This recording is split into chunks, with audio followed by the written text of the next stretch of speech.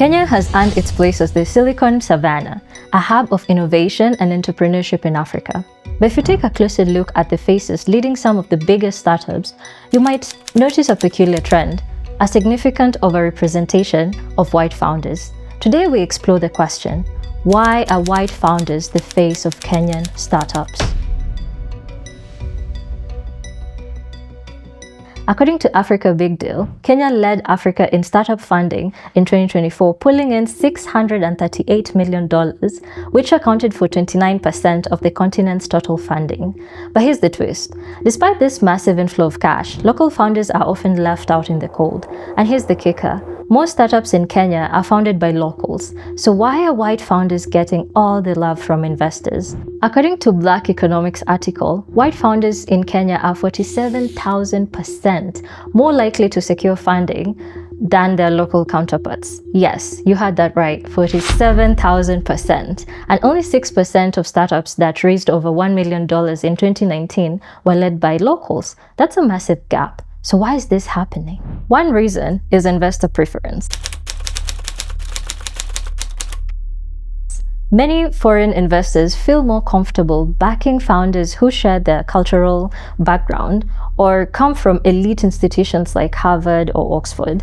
This is often driven by racism bias, which means people tend to favor others who are similar to them. Can't you see that you're different? Look at you, look at me.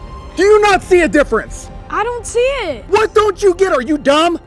What do you mean? Your nose is different than mine. Your hair is different than mine. You just tell me, why won't you adopt me? I'm not gonna say it! Why won't you adopt me? Because you're black! Whether in appearance, background, or experiences, it's like when people from the same tribe naturally trust and support each other, or when women tend to feel more at ease trusting other women.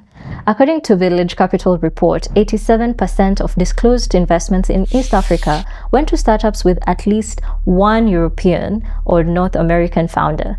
It's like there's an unspoken rule. If you want the money, you need a white face on your team. It's human nature to be drawn towards what feels familiar and comfortable. Like a perfect example of this is seen in Kune. According to TechCrunch, back in 2020, when French entrepreneur Robin Rich landed in Nairobi, he boldly declared he could not find affordable quality food. According to Quartz, Kenyans flooded social media with examples of affordable local food for options.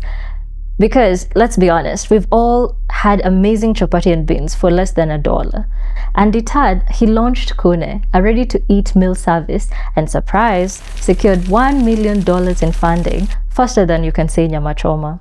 Naturally, Kenyans were not buying it, roasting his claims on social media and pointing out the ease at which foreign entrepreneurs access capital in Kenya compared to locals. After a hearty helping of backlash, Rich apologized, promising to create jobs and invest in the local economy. The saga left one thing clear. Nairobi's startup scene isn't just about funding. It's about leveling the playing field. And here's the kicker. Kune shut down after just 10 months due to financial struggles, despite selling over 55,000 meals as reported by Tech Cabal. So what does this tell us about privilege and perception in Kenya's startup ecosystem? But let's not put all the blame on investors or expatriates. The Kenyan startup ecosystem has its own challenges. As entrepreneur Iyenoloa Aboyeji told The Guardian, it's not about race, it's about systemic barriers. Local banks and pension funds rarely invest in startups, leaving entrepreneurs dependent on foreign capital and foreign biases. This lack of local investment is partly due to a preference for established businesses over startups, leading to a scarcity of funding for new ventures. This creates a cycle where startups struggle to secure funding and investors hesitate to invest due to perceived high risk. The other reason is in our history with colonization. This is part of the Kikuyu Reserve, the chief trouble center in Kenya, where for many months the Mau Mau have held loyal Africans in a grip of terror. At Achichi, deep in the danger area, they build stockades against the terrorists who have vowed to kill all who assist the white man. During the British colonial era, systems were put in place that favored foreigners, education systems, economic policies, you name it. These structures were designed to give outsiders the upper hand. while local communities were left out. And this legacy is still with us today. Foreign founders, particularly from Western countries, continue to have better access to capital, networks, and resources. In fact, according to Quartz Africa, 70% of Kenyan startups that secured at least $1 million in funding were led by white founders, despite expatriates making up just 0.15% of the population. It's no surprise. The expatriate founders benefit from a system built in their favor, which continues to push local entrepreneurs to the margins. And now we get to something truly bizarre, the Rent-a-Mzungu phenomenon. Yes, it's a thing. I like to call it Mzungu as a service. Some startups feel pressured to bring on white co-founders just to attract investment. According to African Scale-Craft, having a white face on your team can significantly increase your chances of securing funding because it aligns with investor biases. Just like how most of the funding situations, we are required to have a Delaware incorporated company to set the foreign investors at ease. Imagine pitching your idea and someone saying, "Great idea, but can you add a white guy in your team?" It sounds ridiculous, but it happens. The backlash against these trends isn't just online chatter, it's real frustrations from Kenyans who feel sidelined in their own market. So here's the thing. Back in 2016, Kenya rolled out this policy that required ICT companies to have at least 30% local ownership. The idea? Give Kenyan founders a solid stake in the booming tech scene. But then, in 2023, poof, the rule was gone. According to a report by Kaplan and Stratton, the government scrapped the local shareholding requirement to attract more foreign investment. Sounds great for global players, but local founders? Not so much. Fast forward to 2025, and now there's the new startup bill. This one flips the script. Startups need to be 100% Kenyan owned and spend at least 15% of the budget on R&D if they want government support.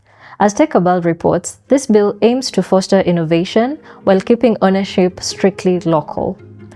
It's like the government is saying, hey, we want innovation, but you better have a Kenyan passport.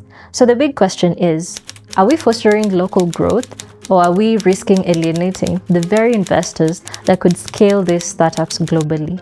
So to answer the question, why are white founders the faces of Kenyan startups? Well, because we are poor. Hey, Jesus Christ of Nazareth. And as the old saying goes, beggars are not choosers. It is naive to expect white money on black terms. I'm done. Cut the show. I'm done. Take me off. Take me off. Cut the show. If you found this discussion insightful, or maybe even infuriating, don't forget to like this video, subscribe to the channel, and hit that notification bell. And hey, drop your thoughts in the comments below. How can we create a more equitable startup landscape here in Kenya? I am Michelle, and thanks for watching Startup Soko. See you in the next one. No black man stands a chance. Oh. If you're black, nothing for you. But if you're white, there's something for you. In the world, white is right, but black is wrong. If you're black, nothing for you. If you're white, there's plenty for you. Desperate babes on the prowl, in search of a white man. The white man, white man, the white man, white man. In search of a whitey, a whitey, whitey, a whitey, whitey.